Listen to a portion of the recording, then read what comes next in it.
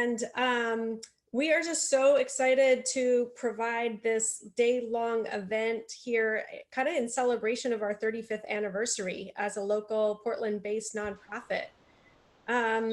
We are so fortunate to have partnered with a number of people in today's event, including Carlo, who has generously kind of lended his brilliance and his space and his support for this project. But we also had some great events earlier today. Many of you were part of them. Some of you are just chiming in now. I want to just kind of give a really quick shout out to, now I'm forgetting the name of the organization, the company that donated our organic produce, OGC, Organic Groceries, I think, OGC, something like that. I'll get it in a second and put it in the chat. But they donated all the produce for those of you who came up to pick up kits. So just want to give them a shout out for that. And also just kind of wanted to invite organically grown produce. That's right. And I just kind of wanted to also let you all know that there's a couple of things you can do while we're getting ready. One is you can put your pronouns next to your name. You can do that by like hovering over in the upper right-hand corner of your video frame. There's 3 dots and it says rename. So you can add your pronouns there in addition to your name if you need to change that. And then also just kind of want to invite you all to familiarize yourself with the chat below. We're going to hand this over to Carlo and Afrita. Afrita Davis is our board chair. But they'll be engaging in a conversation, but we can also sort of respond to questions either about cooking or about the content of the conversation. So I would just invite you to kind of type those in there. And so just kind of want to do a check. Afrita and Carlo, are you guys ready to go? Yeah, we're about there. I'm looking around the room, just making sure. Are we? I cannot hear you, Carlo. So, can we unmute Carlo? Oh yeah, Carlo's muted, that's why. There he is. Can you hear me now? There we go. Oh, look at that. Yeah. Hi. Great. All right. Great. And then just one other little piece of gratitude before I hand it off to Afrita, which is to the filmmakers, Noah Thomas, and then also Natalie is there to help, and Jay Ty for organizing all of today's events. So just want to keep them in mind, even though they're not in the frame. Thank you. And I'll pass it off to you, Afrita. Yeah, hello everyone. Welcome to this evening, wrapping us up with some beautiful food over here. My name is Afrita Davis. I am board chair of Resolutions Northwest. I've been with this organization for about 2.5, edging on 3 years now, and I'm really excited to bring this next installment to you. So we are at the, well, you know what, I'm just going to turn it to Carlo, and I'm going to allow him to introduce himself and then to tell you where we're at. Go ahead, Carlo. Okay. Hi, my name is Carlo Lavagna. I am the chef owner of Magna Cucina here in Southeast Portland, Oregon. We're at basically 2525 Southeast Clinton Street. We've been open for about a year now. August 15th was our 2019 was our first day that we started service. But I've been cooking for about 20 plus years now. This is a long time to be doing anything. So yeah, I'm super honored to be asked to participate in this amazing conversation, and I'm super excited to see where it takes us. Yeah, thank you. So as we get started, food has brought us here. So we're going to start with food. Can you let us know what will we be cooking? Absolutely. So we're going to be making one of my personal favorite dishes. Since it's the holiday season, it's something that my dad taught me how to make it when I was younger. He made this every Christmas. It's called Arrozcaldo. Basically, it's kind of like a rice porridge with chicken. In this case, we're going to be utilizing some fun ingredients, and we'll kind of walk you along through that. But this particular dish has a lot of memory for me, and it really it kind of hits a particular place in my heart and my memory. My dad passed away in 2009 from cancer, so to be able to share this with everyone here and kind of just in general, it really is something special. So yeah, I'm excited to help and cook along with y'all. Wonderful. So this is new for me, but you're a pro. And so I'm gonna let you kick off your cooking. Let me know when you need to give us a highlighter, heads up of what you're about to drop in the pan or what you got going on. Absolutely. But the core of our conversation is around food appropriation, So we're gonna dig right in. Let's start out with some basic definitions. How do you define cultural appropriation when it pertains to food?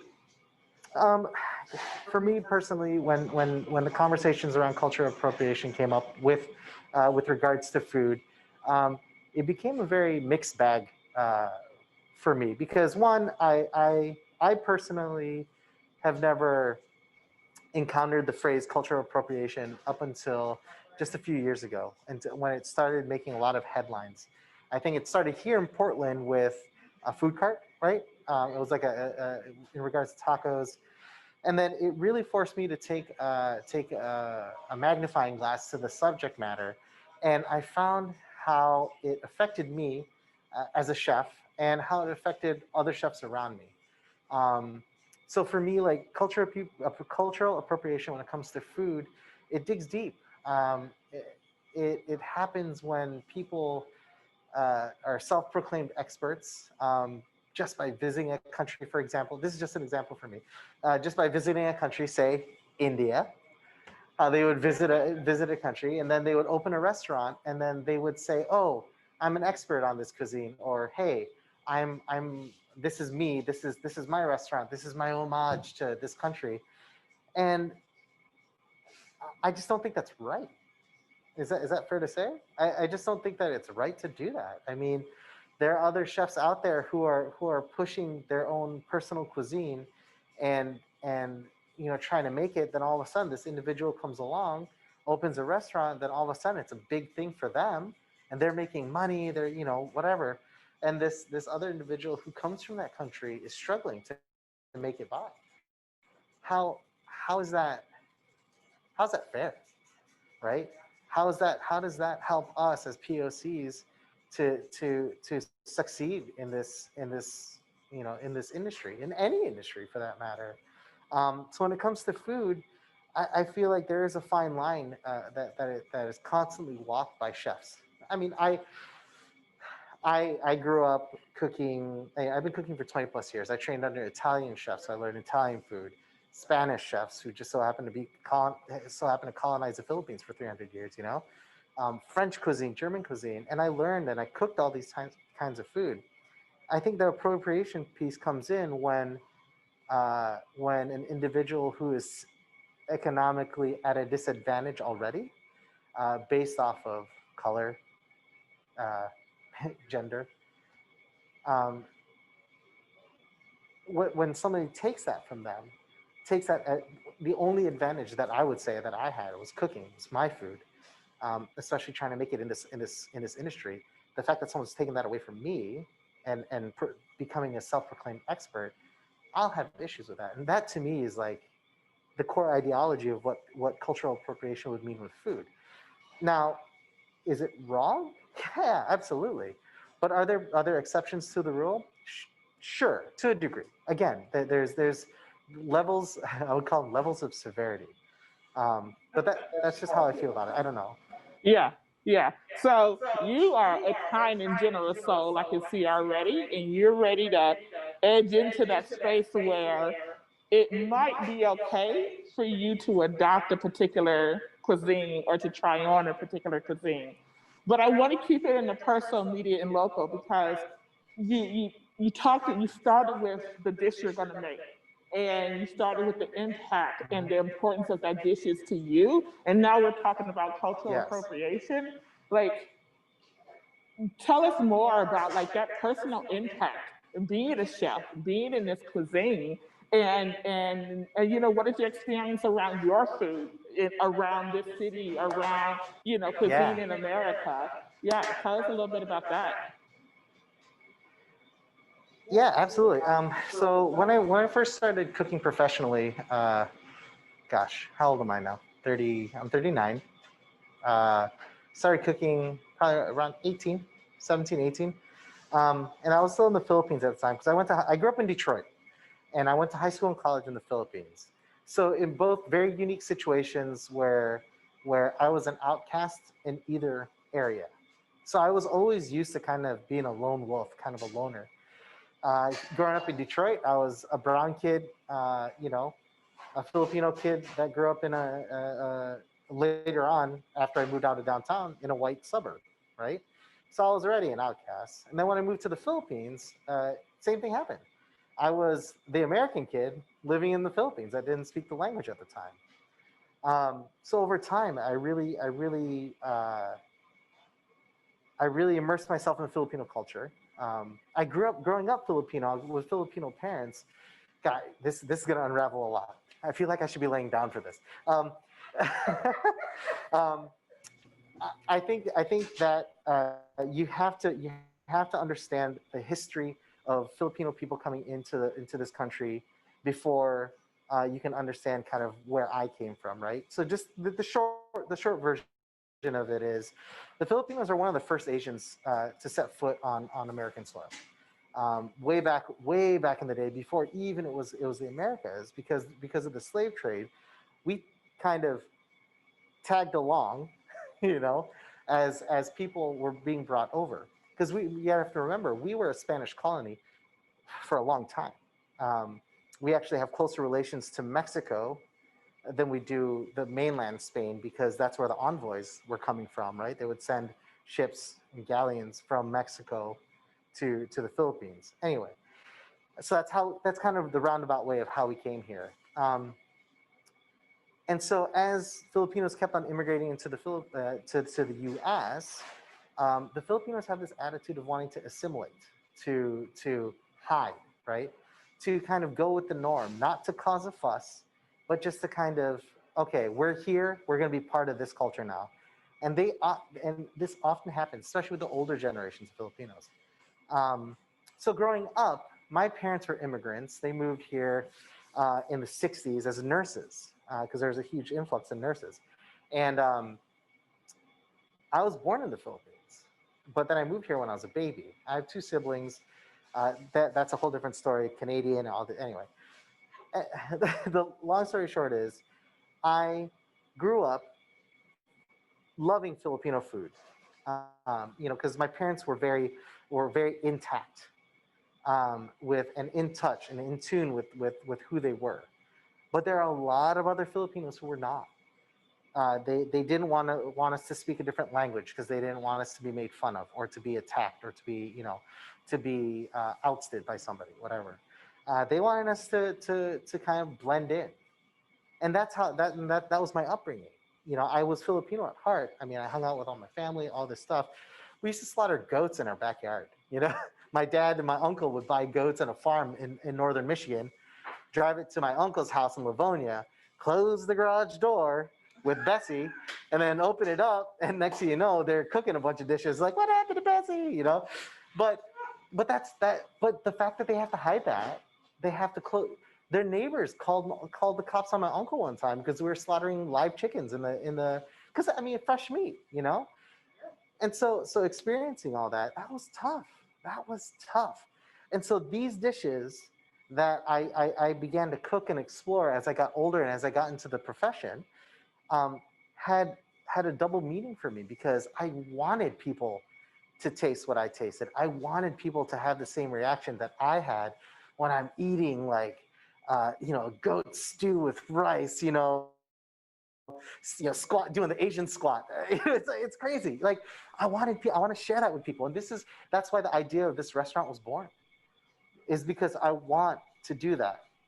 I always tell people that this restaurant has two kind of two reasons it's existing. One, because it's for me, for my family. I want people to see who I am, to grow up with the food that I grew up with, and to introduce it to people who are not familiar with Filipino food. But then the flip side is I want the Filipinos to see that our food needs to be, can be, and will be on the same level as a fine dining 3 Michelin starred restaurant. Why are y'all gonna pay $25 for a bowl of pasta that's made with flour, egg, and water, right? And we have these complex flavored dishes, and then the Filipinos are like, that's too expensive. And this happens in any culture, honestly. Like, it's not just the Filipinos. It's experienced within the Vietnamese culture, Thai, African American cuisine, African cuisine, to my knowledge. And why? We have to ask ourselves why this is happening, right? Why why we have to have these conversations? Why do I have to tell my own people that we're worth it, that we belong, right? And this is now I'm getting fired up. Now we ready.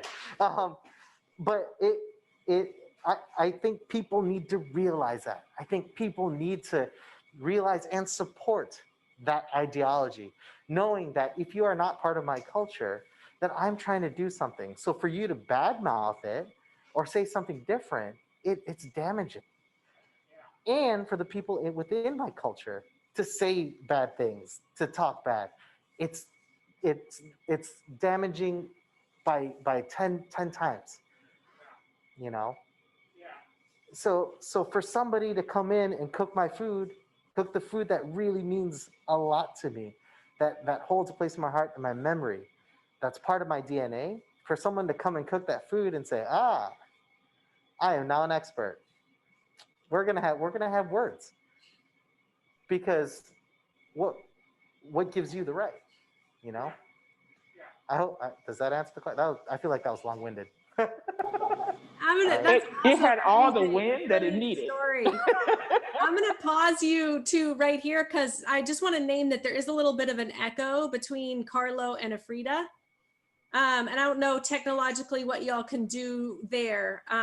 It kind of mellows out as you go on, but when you first start, it's a pretty bad echo. Hello? Echo? Echo. Can you hear me? I think it's just because both their mics are on and they're right next to each other. So if they just muted when they went back and forth talking, I don't.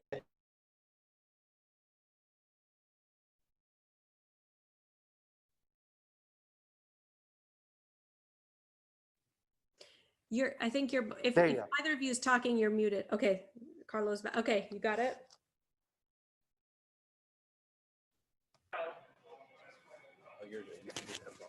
Huh? You can leave them in. I'm just suggesting. Okay. All right.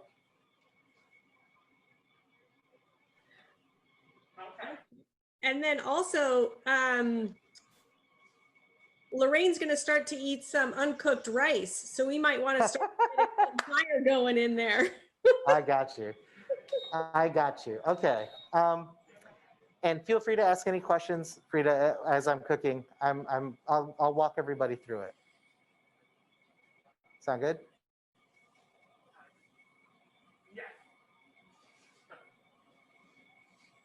Okay.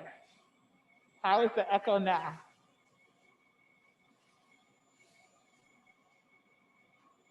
Okay, if you don't give me no feedback, I'm gonna start talking. All right, yeah, let's go ahead and get started. Okay. I'm gonna let you tell us what you're about to start to do. So folks at home who's following can jump right in and follow along. And I'm just gonna start there. I'll go for it. Okay. So we're gonna make Arrozcaldo, which is basically a rice porridge. Everybody in their kits at home should have gotten all these ingredients, and I'm gonna walk you through it.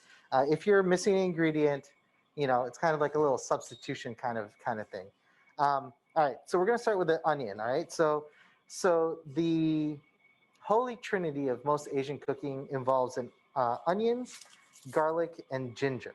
Right, so that's kind of the base of what of how our flavors are developed in most Asian cuisines, right? I shouldn't say all, but most. So we're only going to use half of an onion that we have in here. This other half I'm just going to squirrel away for a rainy day. All right. So we're basically going to just dice the onion. We want to make sure to just get a nice, I would say, small to medium dice. And if you're not savvy with a knife, don't worry about it. I mean, a rough chop is just as fine. All right. So as I'm dicing this onion, I'm gonna kind of get my pan going here on heat, medium heat. I have about 2 tablespoons of oil here. Goes right into the pan. All right. As I'm dicing the onion, and like I was saying earlier, the foundations of flavor are built upon many different things. Layering flavors is very important. And everything has a different cooking time, you know? So we're gonna start with the onion. I have a little tray here to help me out transfer some of the ingredients. I just use a basic vegetable oil. Some people use grapeseed oil, which is fine. Olive oil, I would avoid in any cooking preparation. That's a common mistake that people make. They use olive oil. They say, oh, I could saute with olive oil. But when you heat up olive oil, it becomes problematic because it changes the chemical composition of the olive oil and becomes bad for you. Anyway, little nub of ginger. A fun little tip when peeling ginger: use a spoon. Don't use a peeler. Don't use a knife, because if you cut it, you're gonna cut so much out of it. But if you use a spoon, you can just basically scrape that skin off, and you save so much. See, if you look at the skin, it's just the skin that's coming off, none of the flesh. So yeah, maximum utilization of this little nub of ginger.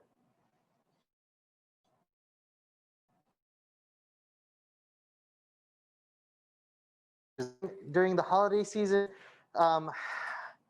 growing up, I grew up Catholic, right? Most Filipinos are Catholic. I personally am not a devout Catholic any longer, but as we're cooking, okay, I'm gonna add this onion to the hot pan.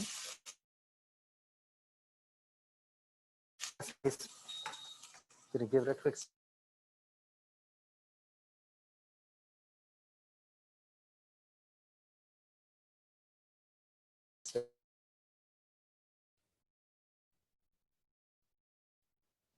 Is Carlo frozen for other folks? Okay. Carlo, you are frozen for us. Yeah, so we lost a signal to the main feed. So give us a moment. We'll be coming back shortly. Awesome.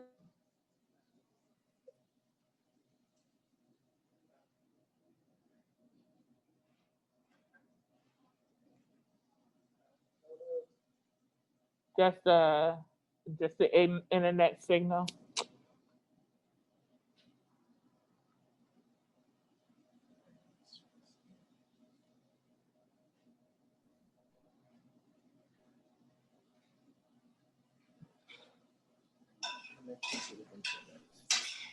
Hello, Celia. Welcome. We're not back just yet. Okay. And what is the name of the dish you're making again? Arrozcaldo. Arrozcaldo. Yeah. Hi. It's my wife. Actually. Hi. Are the kids in the car? Yeah, because I knew you were coming.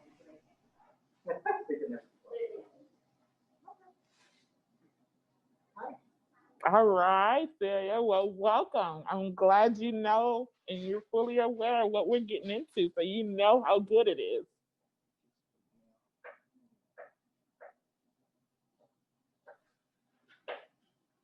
Oh, yeah, you really know.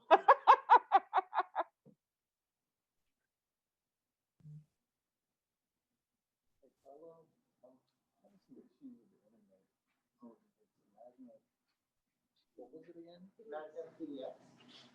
Yeah, it keeps kicking me off. Is there anything else, or is that the only option? That's the only option.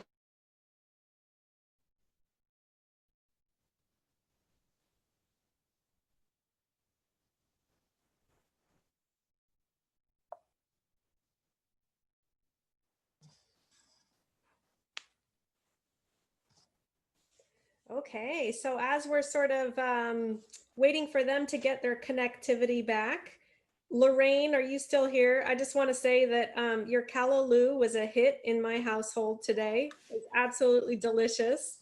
So thank you for guiding us through that. I'm good. I'm glad to hear that. Yeah, and I have to say it was like easy enough. Like once you kind of know the little tips and tricks of the cooking process, it was easy enough that you could do it. Okay, we're back. All right. Okay. Hi. Sorry. So where are we at right now, Carlo? Okay. So we're still on the building flavor stage. So I'm just minting up some ginger and some garlic to throw into the pan with the onions. So the onions take a little bit longer to cook. So I'm just, I put that in ahead of time. But yeah, like I was saying earlier, it's crazy that this dish, every Christmas, this dish comes out because it's one of those memories that you connect with, right? After going to church or on a cold day, this is perfect. These are the things that you crave. So yeah, we're. I just want to say how much in love with the amount of garlic you're using right now. Yeah, I am not shy about garlic at all. Very important ingredient. But yeah, it's funny because this dish actually is a really good example of how Filipino cuisine has evolved. When people talk about Filipino cuisine, they talk about it being a fusion cuisine. I hate that word. I hate the word fusion. I think it's one of the most misused words in cooking. Filipino food's an evolution. It evolved, right? So we're throwing in our ginger and garlic to kind of continue that sweating process, and we're gonna let that slowly cook because that's really gonna bring out a lot of the aromas, the oils from the onion, the garlic. It's really tasty. So you could tell by just smelling it on how it's transforming already.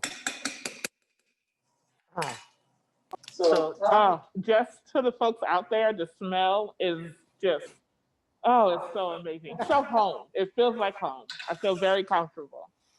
well, that's a good sign.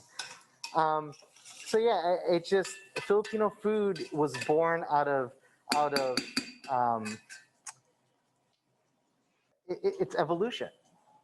Starting from the indigenous cuisine, indigenous foods and ingredients, through colonization. That the only thing that colonization really did was give it names. So the name Arrozcaldo is actually Spanish. Arroz, rice, caldo, it's like soup, right? But have already been using these techniques and cooking this dish well before they came along, right? So it's pretty awesome to see and to know the history behind these dishes, right? So evolutionary cuisine is what I call Filipino food because now we have elements of Spanish, Malay, Chinese. Um, uh, there is a large Islamic population in the south in the Philippines, so you see the food influence. Not only is it based off of other cultures, but also geography, coconut versus no coconut, plantains and things like that, right? Yeah. So we're not seasoning anything. Usually, as a chef, I'll season everything along the way, right? But because we're using very strong seasonings, I'm actually holding back on that because in the finish, we're going to be using fish sauce to season. Okay. So this is the short grain rice. This is a very specific short grain rice. They call it sweet rice in stores. Mochiko is another name, but it's a very short grain. It's much shorter than any other grain you're going to see out there, even shorter than short grain. Hard to believe that. But this has an extremely high moisture content. So what it does, it allows that body to develop. So for time purposes, I soak my rice beforehand. You don't have to do that at home. it'll just take a little bit longer to cook. All right. So this is actually a cup of dried sweet rice that's been soaked. So it plumps out and it actually increases in volume, right? So I'm going to add this to our ginger, garlic, and onion. All right. And I'm going to let the oil kind of coat the grains. This dish is very similar to risotto in Italian cuisine, to congee in China, to juk, I believe it's called in Korean. Most cultures have a rice dish like this, right? If not rice, some sort of grain or bean. Okay. All right. So as that's cooking, in that little packet that everybody received, originally I was going to put chicken stock in there, but then I was like, well, there might be some people who are vegetarian, right? So this is going to give them an option. This is dehydrated mushroom powder. So this is mushrooms that have been dehydrated and crumbled. This is going to become the stock. So what I have here, this is about a tablespoon of the dehydrated mushroom powder and, to about a quart of water.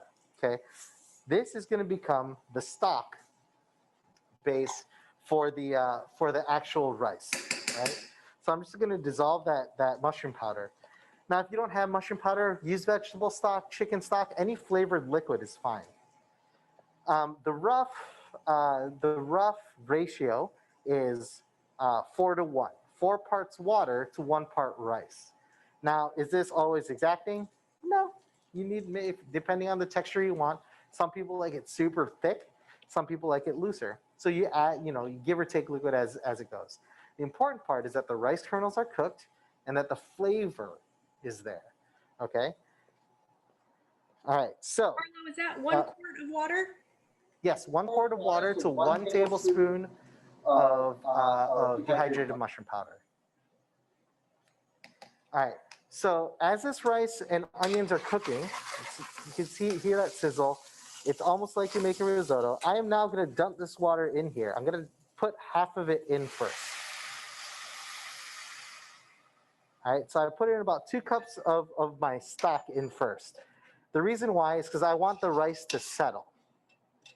I'm actually scraping the sides, making sure that no raw rice kernel is left on the side, because later on, that rice doesn't cook, but then gets incorporated. Next thing you know, you're chewing on raw rice, and nobody wants that. Nobody wants raw rice. All right, this is good. There we go. All right, so the key element to cooking, there are often common phrases you hear chefs say, bring it to a boil, cut it to a simmer. That's like universal language, right? So this, I'm actually gonna bring it up to a boil, and then I'm gonna cut it to a simmer.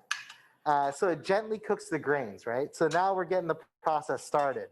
So see that I reserved half that liquid because I want the grains to absorb fully here and release the starches. And then this other half helps continue the cooking and then helps kind of reach that porridge consistency. If I wanted a super thick, like, like rice ball, then I would use this. Then I would leave it here, and then you could actually roll it up, and you could fry it, or you could press it. You could do so many other things with it. Rice is one of those things. It's a very versatile ingredient, and depending on what you're using, right? Long grain, short grain, medium grain, sushi rice, fried rice, basmati rice to eat alongside Indian cuisine. I know that in African cuisine, a lot of rice is also eaten alongside beans and lentils, which is pretty awesome. Go to any Asian country. The only countries you really don't see a lot of rice in are most of the European countries, right? With Italy being a major exception. But knowing how to cook rice in its many forms is very important. So as you can see, as this is coming to a boil, I'm going to lower down the heat again, but you can see that it's starting to get thick. All those natural starches are starting to come out and are now coating each kernel. I could tell that the kernels aren't cooked yet because just by looking at it, there's a translucent outline, and then the white kernel still on the inside. So I know without even tasting it that this isn't anywhere near being cooked. All right, So I cut that down to a simmer, so I'm gonna let it go for a little bit. Now, if you decide to use rice that you haven't pre-soaked, what's the amount of time that it would take for it to get to this point, or is that I would say later on? about, I would say about 15, 20 minutes. It takes a while because you don't want to scorch the bottom. That's the key component here. You kind of lower down the heat. You kind of have to babysit it, right? That's why this is always made in bigger batches, because then you could take that and you can just refrigerate it or freeze it. And then when you reheat it, you just add more liquid to loosen it back up and, you know, adjust a little seasonings here and there. So as you can see now, see that liquid really absorbed, and it changed within just less than a minute of chatting. Now this liquid has almost fully absorbed into it. And I can swirl it around the pan and still see the bottom of the pan. So now I'm gonna add the other half of the liquid. And one last question on the rice. How long did you soak it? It's just overnight or a couple of hours? Optimally, if you can soak it overnight, that actually would be best. But honestly, it just takes maybe 3-4 hours. It's just enough to open up the pores of the surface area of the grain so that the transfer of, man, I'm gonna get super nerdy on you. This is gonna be great. It opens up kind of the outer surface of the rice kernels, so that allows absorption of liquid, kind of speeds up the process of the absorption of liquid. So if you cook it from raw state without soaking it, that hard shell has to soften up first before soaking in. I think they call that osmosis. Ooh, who's a scientist? I am not. But, sure. Kinda.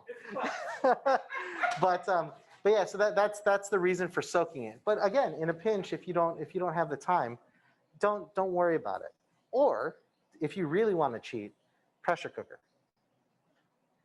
Instapot saves my life more ways than one. But yeah, so as you can see, I added that liquid and it loosened everything back up, right? So now we're back to kind of soupy state. And I guarantee within the next 2-3 minutes, this liquid is going to start thickening up. Now, if I wanted it to be a super thick porridge, I would just leave it as is, right?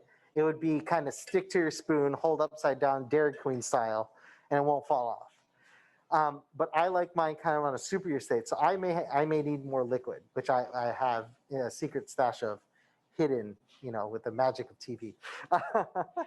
But yes, but here's another tip, another pro tip for me. It's not going to be the same all the time.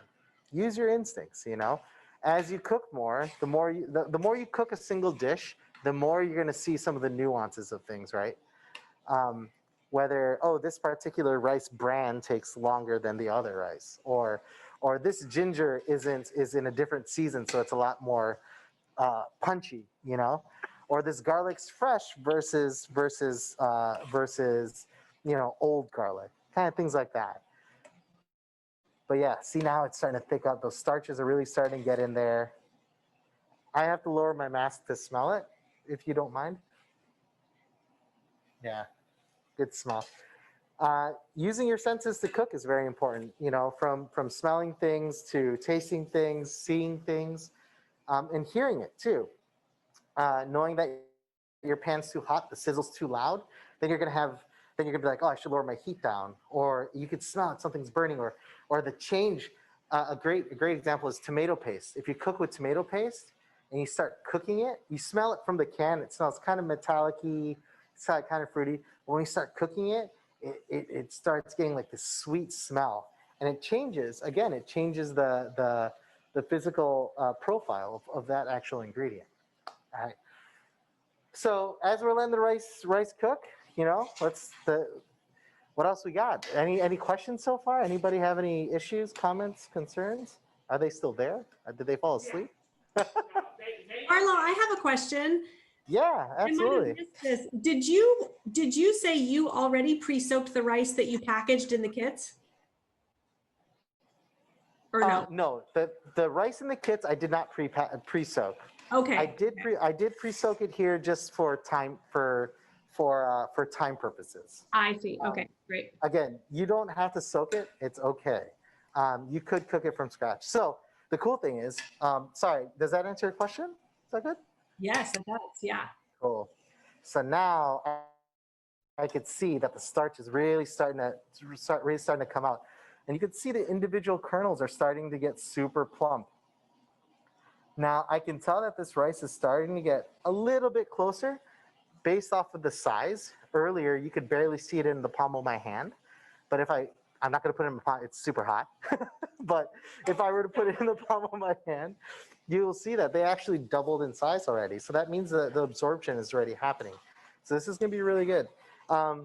It is at this point that I will start seasoning this particular pot. Okay. Reason why I like to season it as the rice is kind of just shy of cooking is because it allows it to kind of soak into each individual kernel as well.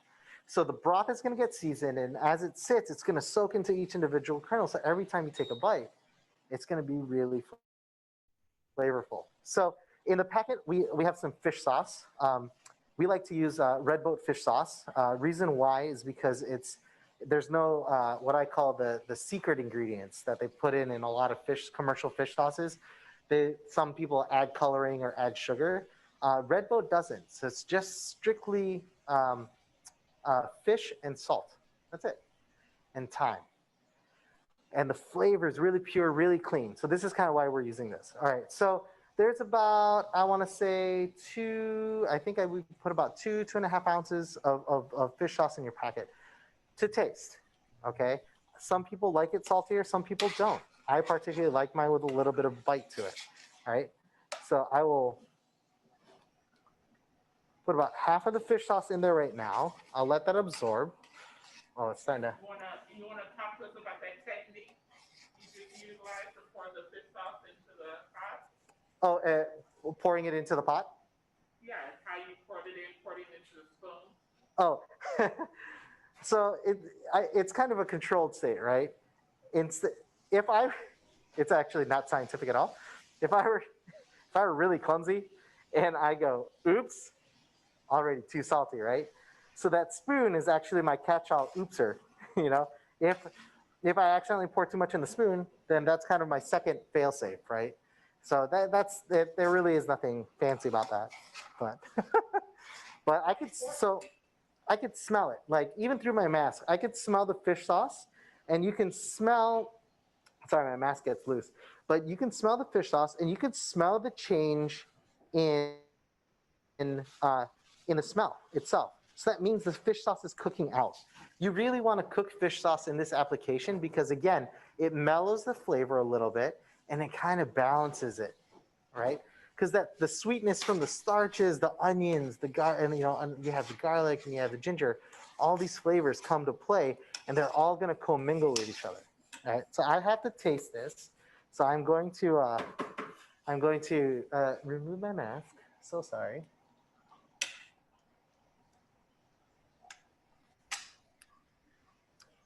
Yeah, that's good. That's what it tasted. Carlo, we have a couple of, we have a couple of questions in the chat. Can I throw them out? Yeah. Okay. Yeah, go for it. One person is curious about what to do with the offals. I don't even know how to say that word. The innards. the innards, the offal meats. So we're actually about to come up to that part right now. Okay. So at this state, my rice is actually just shy of being perfectly done. And don't worry about overcooking this too, honestly. So there is a question about cooking the rice. Yeah. For those who have not soaked their rice, should they wait until it's tender before doing the next step? The fish sauce stuff? Yeah, adding the fish sauce, yeah. Yeah, I would wait till it's just a little bit more tender. So it's going to take them a little bit longer at home because the rice isn't pre-soaked. At this point, if I imagine that you started cooking around the same time I have, your rice should start getting tender in about, if it hasn't happened just yet, it'll happen in about the next 2 or 3 minutes. That's if you started cooking along with me. The reason my rice is almost done is, again, because of the pre-soak. But like I said, it's just a matter of tending to it. But yeah, I would add the fish sauce at the very end because what happens is the porridge itself will be fairly thick, so you want to adjust the texture with more liquid first, then add fish sauce to it. Does that make sense? Because if you add fish sauce and you add more water after, then the flavor is going to mute out. Then you're going to end up adding more fish sauce, and you're going to kind of go on this back and forth situation. And the brand of fish sauce again? Was that? The brand of fish sauces I use is called Red Boat. Red Boat fish sauce. It's really, you know, I'm not plugging them, but I use it because I look for ingredients that are just they're well done. They're properly made. Because if they're not, then you could taste some of those impurities, and you're just like, it's not great. Okay, to go back to the offal meats, this particular dish. So the dish where it's at now is called lugao. Lugao is basically just the rice, the stock, ginger, garlic, all that stuff. Nothing's in it yet, right? The moment that we add whole pieces of chicken or offal meats, because these are my favorite. I love offal meats. I love the texture of gizzards, hearts, and liver. The purity of the pure flavor of it is just amazing. If you've never messed around with the offal meats, this is a good introduction to it. In this little cup, we have gizzards and hearts that are already cooked, that I cooked for everybody already. Confit sauce. I cooked it in chicken fat.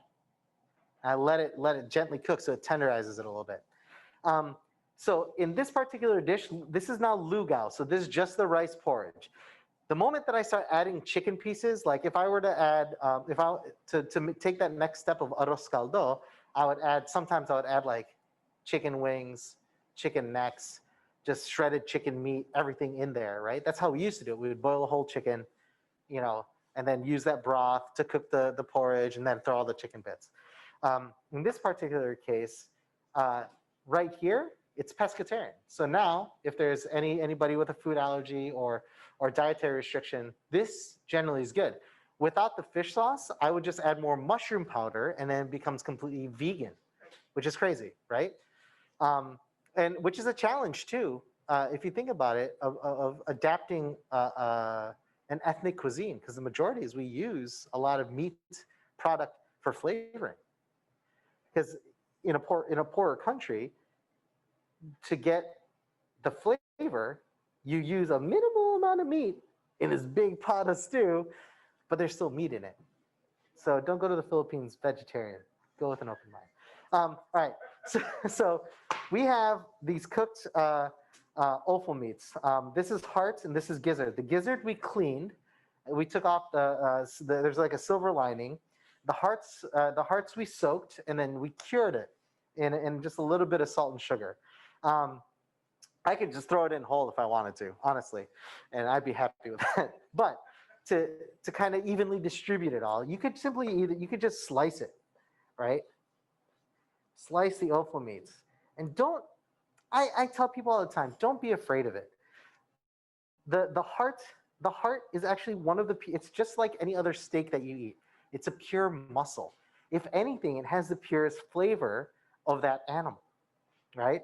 So the gizzard, if you don't know, the anatomy of the birds, the gizzard is what basically the birds use to break down their food. So it's a tougher muscle. But it too, because it works out, it has a lot of flavor to it. So don't be afraid to use these pieces. These are cheap cuts. These are often throwaway cuts. And to me, and in the Philippines, put these on skewers. You see people selling it, as like vendors, like street vendors. Oh my God, it was my favorite growing up. I would just like, on my way to school, on my way home from school. That's how I get this curvaceous figure of mine. But it's just, I love street food. Yes, there is a risk that you're eating street food, but that to me is that, personally I think there are too many restrictions, but that's a whole different conversation. So I'm just slicing these offal meats. Try one place. And you see that it's not like, once you get past the mental aspect of whatever you're eating, whether it's offal meats, whether it's blood, whether it's whatever it is, I think people need to realize that to respect the animal that died for your consumption, you should utilize every aspect of it. So, all right, so all the offal meats are cut. I'm reserving my extra fish sauce just in case. Slide that onto my plate, and I'm gonna just pop that right in to heat up. Okay? So to me, the entire animal needs to be respected. And I think people need to get over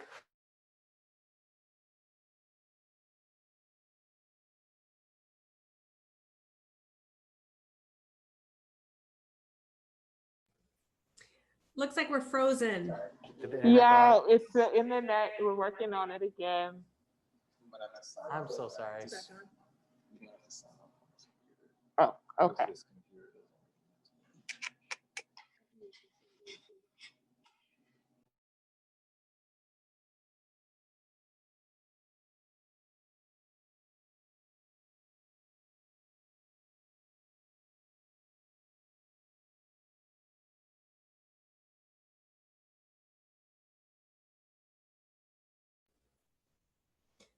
How's the cooking going for folks? Is everybody tracking okay? Okay, I'm seeing thumbs up. Great. Yeah, we're coming back now. We just had a number of devices signed in, and there we go. We're back. All right. All right. Oh, Amy, don't be afraid of awful. It's just so amazing. Yes, right on, Amy. Have faith. Have faith.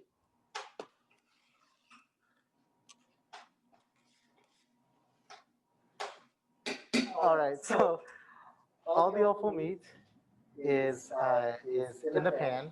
I got a little bit of extra water because I like mine just a bit looser than what this is. All right. So I'm just literally gonna add like a couple tablespoons, and that should do it. There it is. All right. So I'm gonna heat that back up, and I'm gonna taste it one more time, adjust the seasoning as we see fit, and then if it's good to go, then I'm gonna start plating it and garnishing it for you guys. All right. One more taste along the way. There's another question, Carlos. How long, hold on, let's see. How long with the fish sauce before the meat, or does it matter? It really doesn't matter. The fish sauce usually goes in first, and then the meat is already pre-cooked, so you're just reheating it. If you were doing it from raw, then I would add the meat first, and then I would add the fish sauce so that the meat gets some of that flavor too. But yeah, it really depends on the state of your ingredient. Again, if you were boiling the chicken for broth to use, your chicken should be seasoned and good to go already.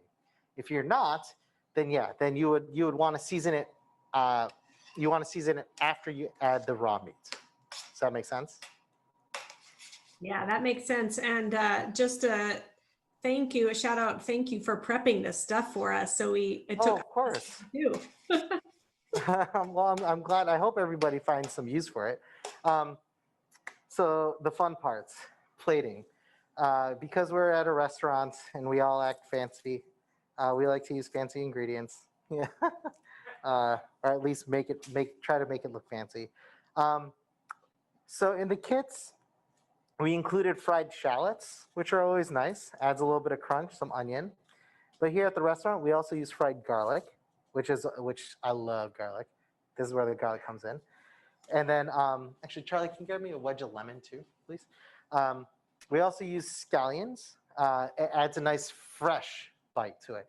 So if you notice, we're actually mimicking a lot of the things that we put in here on the fresh side or on a textural side, right? So now I'm just gonna basically cut these scallions nice and thin, on a long bias. So is scallions the proper name, or is green onions different? Because I call those green onions. Same thing. Same. All the same verbiage, just different names for it.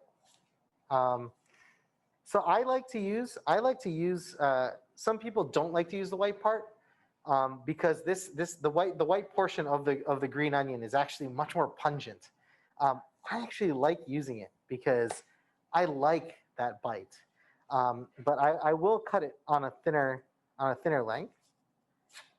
So I'll cut it right in half, and then I'll just do thin strips of it. So the size of the cut really affects the way that it eats. If I were just to throw in a chunk like this, you're biting hard on a very large piece of onion. You're going to get a big bite of it, right? But if I cut it super thin, each bite will be a delicate little punch to go alongside this super rich kind of rice stew, right? So you could do this ahead of time. You could even soak this in ice water, and it curls really cool. It looks so awesome, you know, like a little garnish. So we're actually going to plate the dish at this point, right? So I have my lovely bowl. Like I said, this to me is perfect for this weather. And if you don't want to add the offal meats, I'm not going to fault you on it, right? I'm not going to yell at you. I may judge you a little bit, but I'm just kidding. I'm kidding. Or am I? Not. So I'm just putting a good couple spoonfuls, making sure I get a good amount of offal meat in there, right? Ginger oil? Yeah, that'd be good too, right? So I'm cheating because I'm at the restaurant and I have a bunch of other fun ingredients. So I'm gonna entice everyone to come and eat. So you have this beautiful porridge. See how it kind of it flows. It's moving, but it's still kind of congealed into this one like texture. And when you spoon it, it fills your mouth with this like rich kind of mouthfeel to it all, right? So you have the Arrozcaldo. Thank you, sir. I like to just sprinkle the scallions. Just sprinkle that all around because again, it gives it a nice backdrop. You'll notice the amount of scallions I'm putting in. This is what I normally would do because I love that fresh bite. Fried shallots add a nice sweetness and texture to it, right? Which is I think what I gave in the packet. But then I will add some fried garlic as well because again, this like fried garlic is just one of those things that's magical. Really magical ingredient.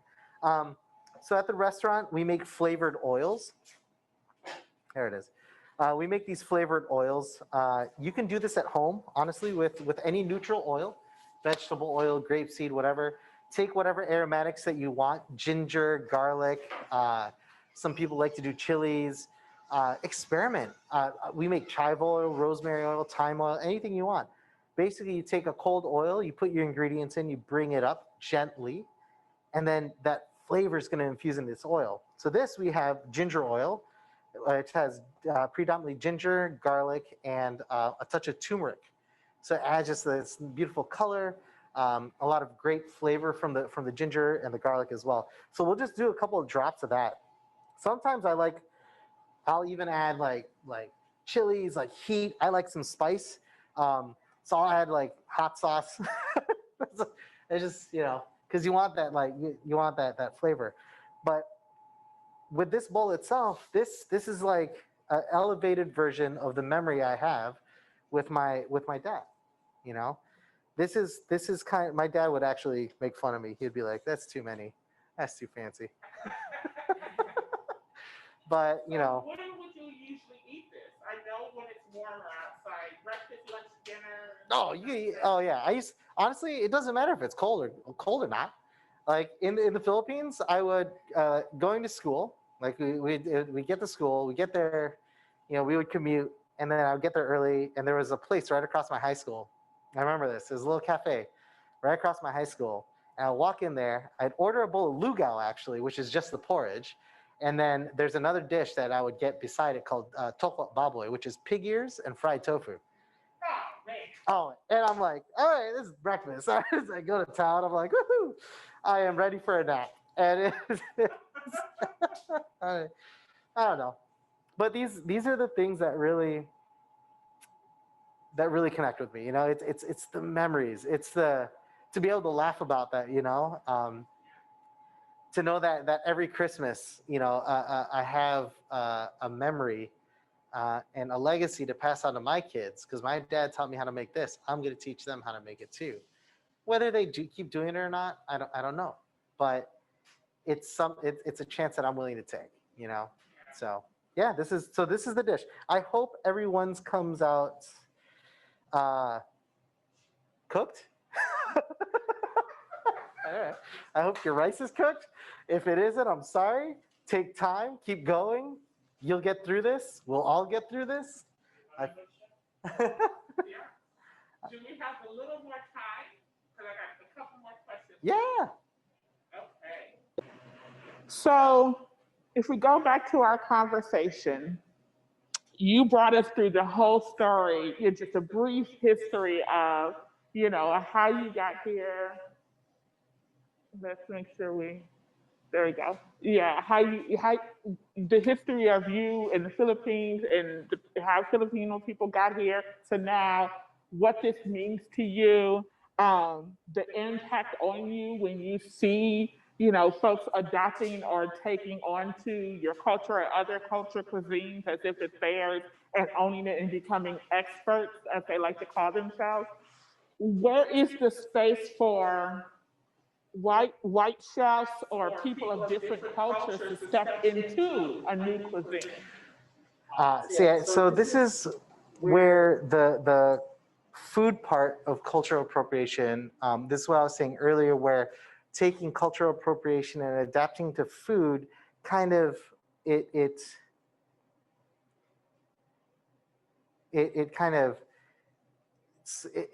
different, right? Because cuisine and foods are shared across the world, there's somebody bound to come to your culture and cook, right?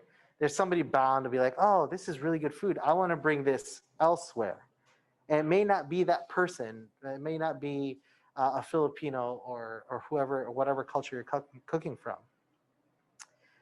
There is always room for everybody to explore any food. That's my opinion, right? Because I think food should be shared. There's so many reasons why, there's so many arguments that can be solved over a good meal. There's so many things that can be solved because we can share a plate together, share a meal together. Imagine, imagine a racist light individual and a POC eating a plate of tacos together and having a conversation. It can bring people together. So this is where the room comes in for other people to come in to cook a cuisine, other like white chefs to come in and really educate themselves about this food. My biggest issue that comes out of this is make sure you don't claim it for yourself. This is somebody else's food that you're cooking. Respect that. If you do not respect that, then get the hell out. Don't even bother, right? Because if you're not respecting that, if you're not respecting the origins of the food that you are incorporating into your own repertoire, even ingredients, all these things, don't say that you discovered it. Don't say you're an expert. Don't say any of these things. Be humble. Kendrick Lamar, be humble. Sit down, right? Take a seat. Because there are people out there that know more than you do. So if you can do that, if by somebody's grace, you can do that, you can suck up your ego for a minute as a chef, as a white chef. If you can suck up your ego and say, hey, this is really cool. I learned this from X, Y, and Z. Now I'm supporting him. because there are chefs out there, even of culture, like my culture, Filipino culture. There are chefs that have never been to the Philippines, who are Filipino, that go home to the Philippines for 2 weeks. They go around collecting these recipes, put them in a cookbook. To me, that's the ultimate disrespect. Are you paying the person that you took this recipe from? Are you giving them their due? Oh yeah, no, I put his name in the book. That's not enough. That is not enough. That is not yours to take. Did you get their permission to put this in the book? Did you agree upon a certain anything? Give them something. Do part of your proceeds of your book go to this individual. Now, take that experience of say, a Filipino chef that has never been in the Philippines, and you apply that to a white chef, and that's even worse. Then you're just stealing. And that's happened to us for too long. Give us our day. Let us shine. If you want to help, lift us up. Help us along. Open the pathways that are usually closed to us and allow us to walk that same path, to drive that down that same freeway, right? Times change. They say that it's getting better. Hell no. If anything, it's gotten worse under these past 4 years. Now's the time to really push. Now's the time to open the doors, to break down the walls. And for me, the only way that I know how to do it is through food. I'm not good at anything else. I genuinely don't have any other skills. Don't ask me to do anything else. I'm really bad at it.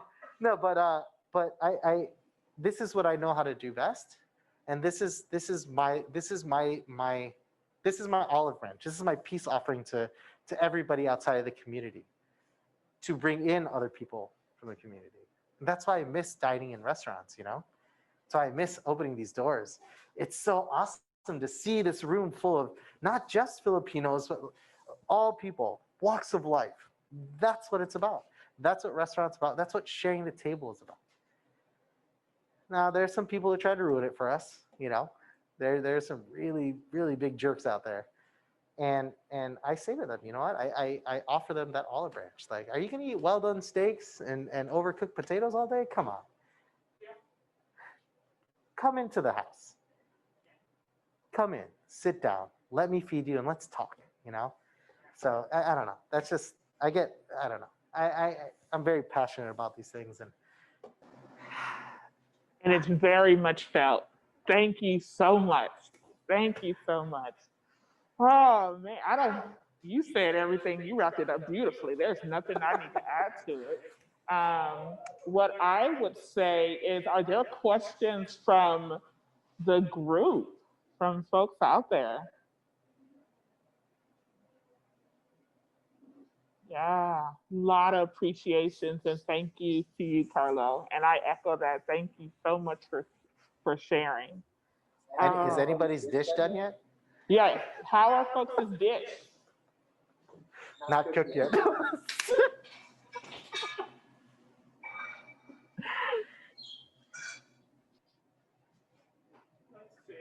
Oh, yeah. I see Jennifer. Yeah, looking good. This is mine. Oh, yeah, Lorraine. Outstanding. Dang. Does it taste good? Oh, yeah, Amy. Oh, it's looking It's so good, everyone. Oh, I love it. I'm on my second bowl. Oh, sorry, Lorraine. And it tastes good. It's delicious. I'm on my second bowl. Thank you. Nice. All right. Again, thank you. Oh, and we got some dark beer in the game. Yes, Amy. Yeah. I like it. All right. Again, Carlo, thank you so much for sharing your cuisine, this beautiful dish. I can't wait to make it when I get home. And the depth and the realness you brought to the conversation around cultural appropriation when it comes to food, it's so real, it's so timely, it's so spot on. Your passion, your heart, your drive, your ask, your invitation Thank you. Really appreciate it. Anytime. Yeah. I'm, I would love to say that we're gonna be here for a while, but we're actually gonna close our doors just for a little hiatus, probably until next spring, just to kind of, we need a break. Yeah. So. Okay. That's good to do. Thank you for saying that because I was going to say, hey, come up, pull up, buy some food. Yeah. I appreciate it. Thank you. All right. And do you have a website? Do you have a place where we can get more information when you open back up? Yeah, absolutely.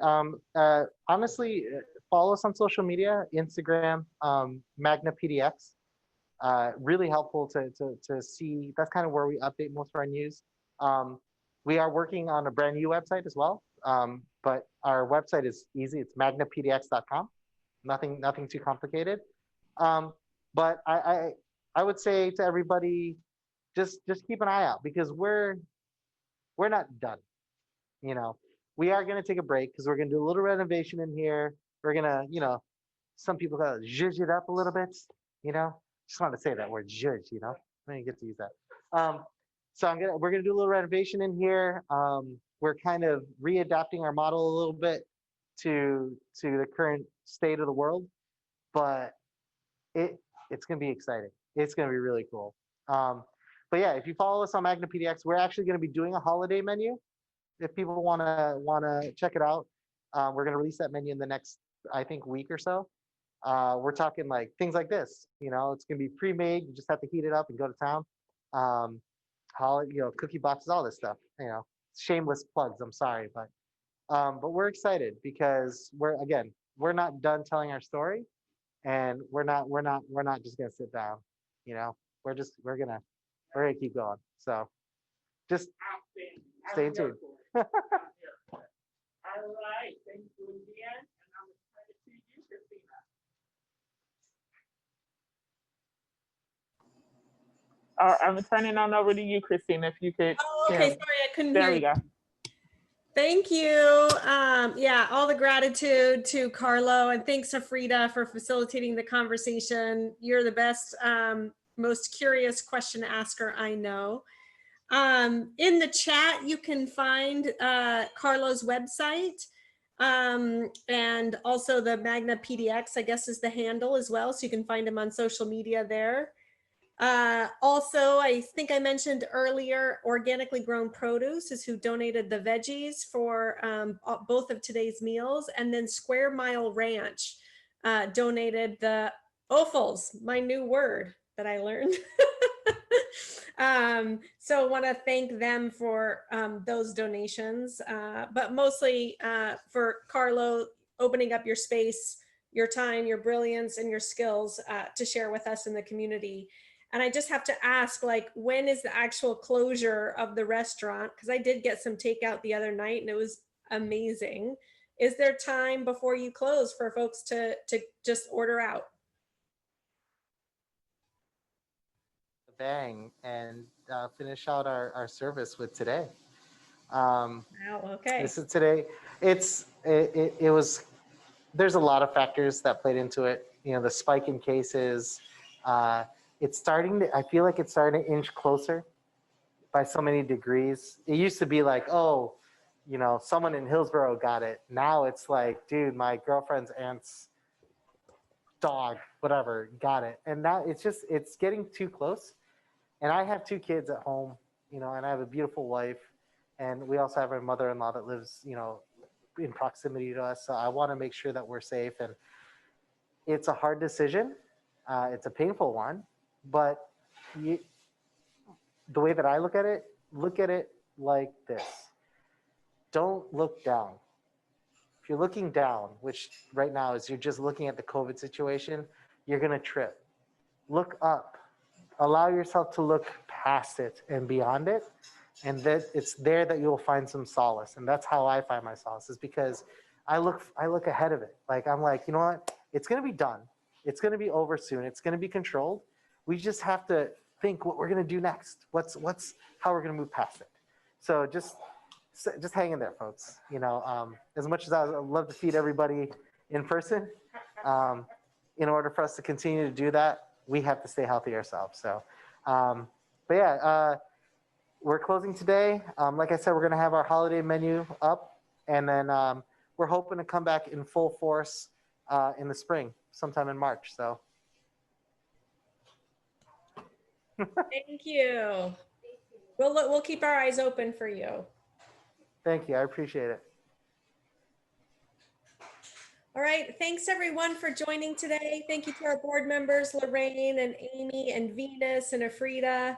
It was a great day. Thank you also to Noah, our camera person, and support there, Natalie and Jay, who couldn't be here right now, but who is really the person behind all of this. It was a great day, and it's just so great to share in food during these times with you all, even though that's virtual, because I think that for me personally too, that's a way to keep connecting across distance, across cultures, and learning along the way. I've learned a ton today about a lot of things, and to be super mindful about where we get our food, who we get it from, and who we compensate for it. Thanks all. Bye. Bye, everyone. Bye, everyone. Thank you. Thanks. Bye. No one's gonna sing so long. Thank you so much.